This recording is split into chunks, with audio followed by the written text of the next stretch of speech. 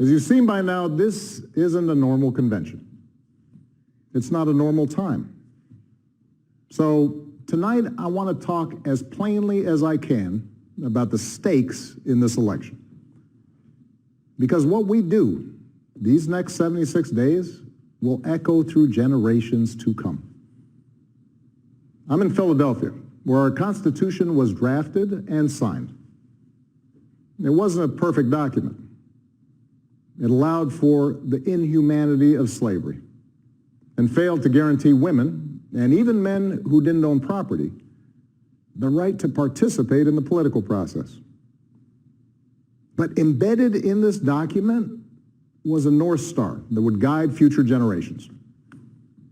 A system of representative government, a democracy, through which we could better realize our highest ideals. Through civil war and bitter struggles, we improved this Constitution to include the voices of those who'd once been left out. And gradually, we made this country more just and more equal and more free. The one constitutional office elected by all of the people is the presidency. So at a minimum, we should expect a president to feel a sense of responsibility for the safety and welfare of all 330 million of us, regardless of what we look like, how we worship, who we love, how much money we have, or who we voted for.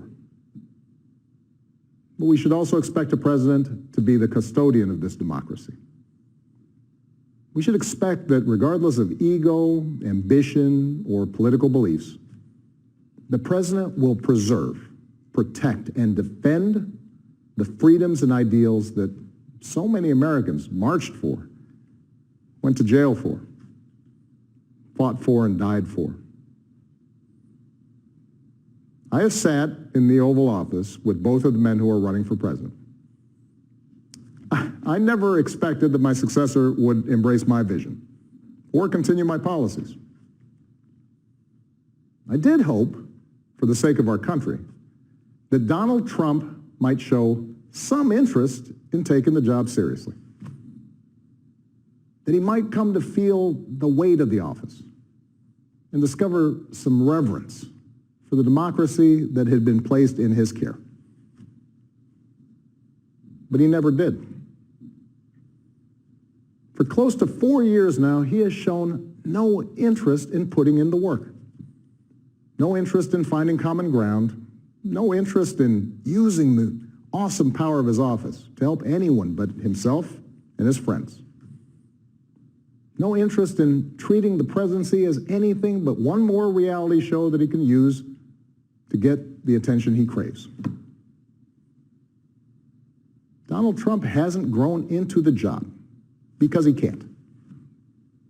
And the consequences of that failure are severe. 170,000 Americans dead. Millions of jobs gone, while those at the top taken more than ever. Our worst impulses unleashed, our proud reputation around the world badly diminished, and our democratic institutions threatened like never before.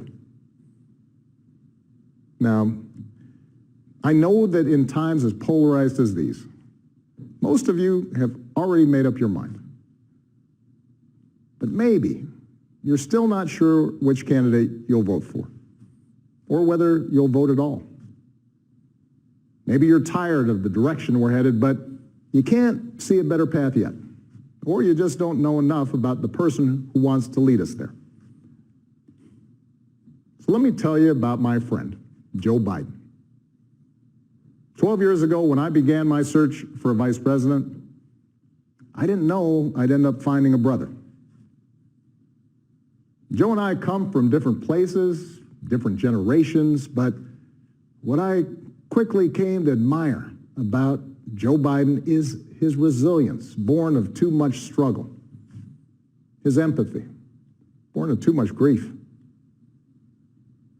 Joe is a man who learned early on to treat every person he meets with respect and dignity, living by the words his parents taught him. No one's better than you, Joe. But you're better than nobody.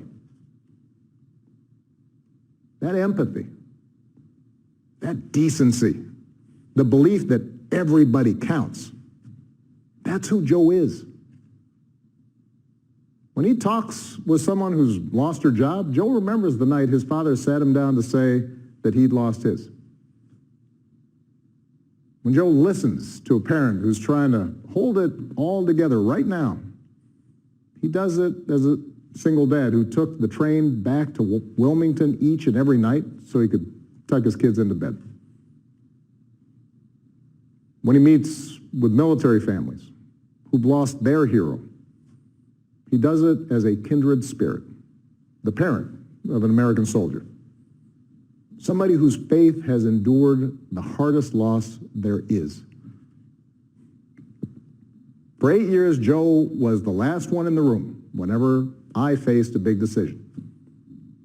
He made me a better president, and he's got the character and the experience to make us a better country. And in my friend Kamala Harris, he's chosen an ideal partner who is more than prepared for the job. Someone who knows what it's like to overcome barriers and who's made a career fighting to help others live out their own American dream. Along with the experience needed to get things done, Joe and Kamala have concrete policies that will turn their vision of a better, fairer, stronger country into reality.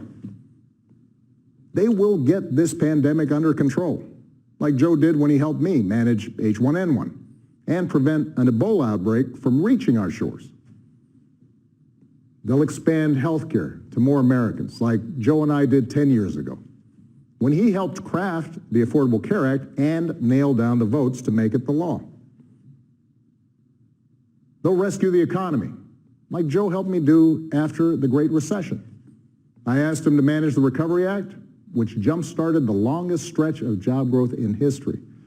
And he sees this moment now, not as a chance to get back to where we were, but to make long overdue changes so that our economy actually makes life a little easier for everybody. Whether it's the waitress trying to raise a kid on her own, or the shift worker always on the edge of getting laid off, or the student figuring out how to pay for next semester's classes. Joe and Kamala will restore our standing in the world. And as we've learned from this pandemic, that matters. Joe knows the world, and the world knows him. He knows that our true strength comes from setting an example that the world wants to follow. A nation that stands with democracy, not dictators.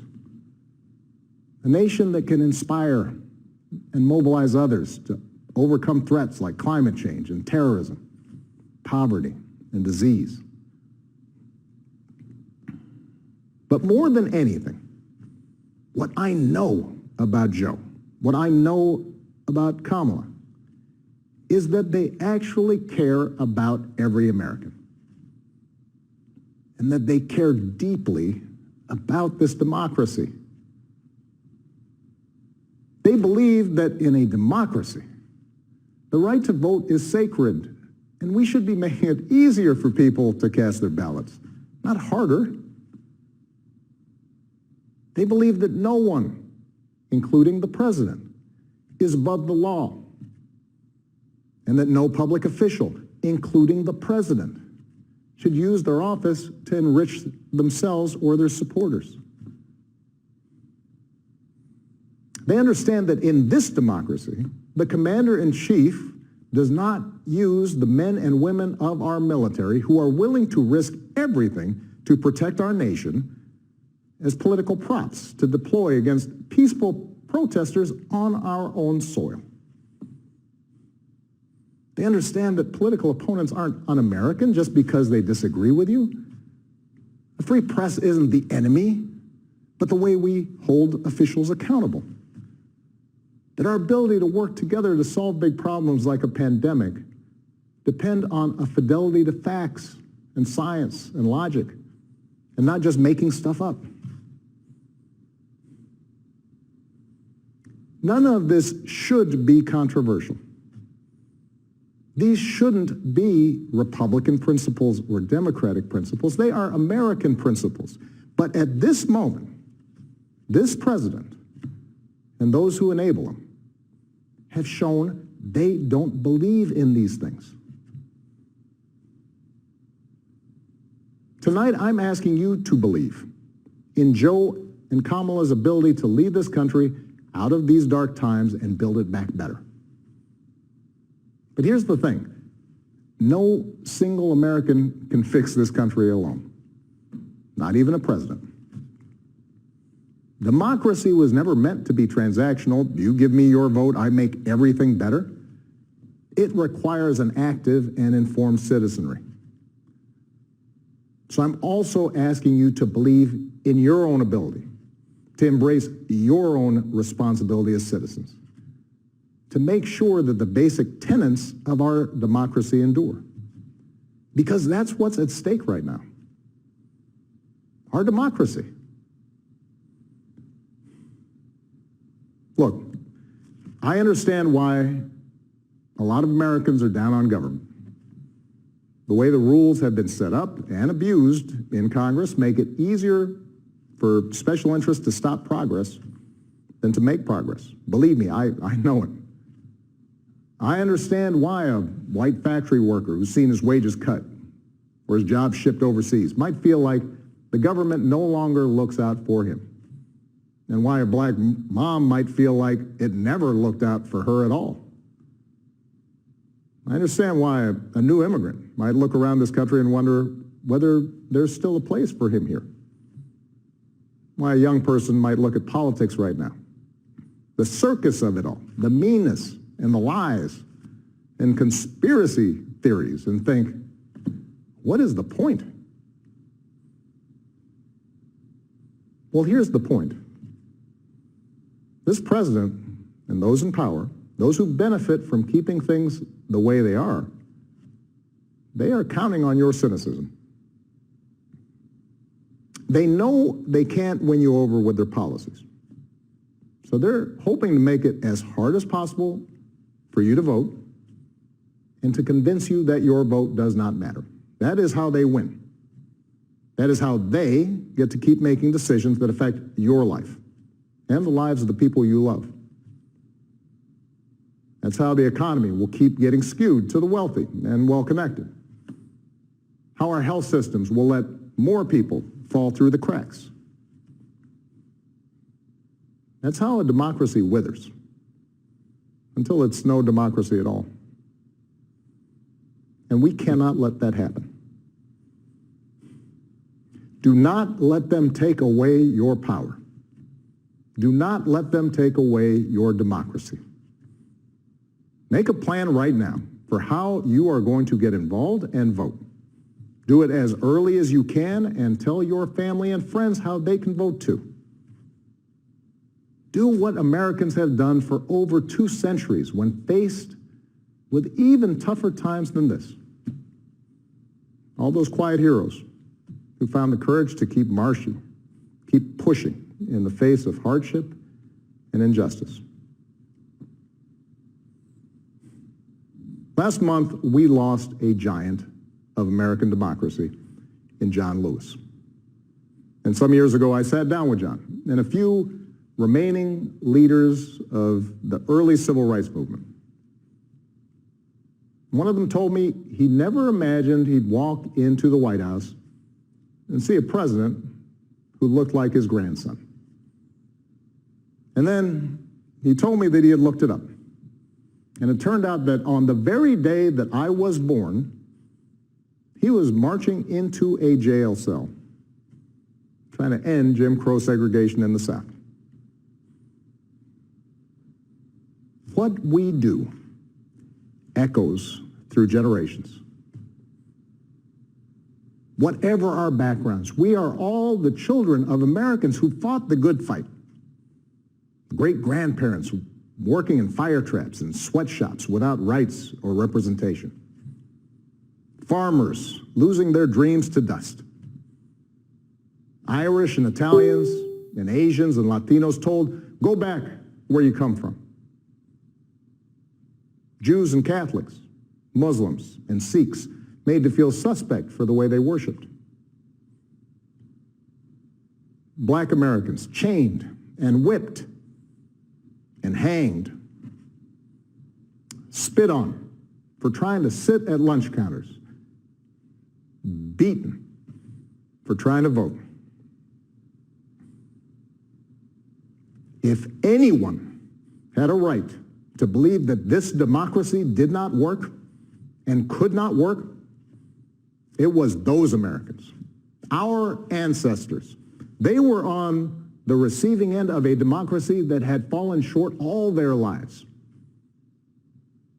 They knew how far the daily reality of America strayed from the mitt. And yet, instead of giving up, they joined together. And they said, somehow, some way, we are going to make this work. We are going to bring those words in our founding documents to life.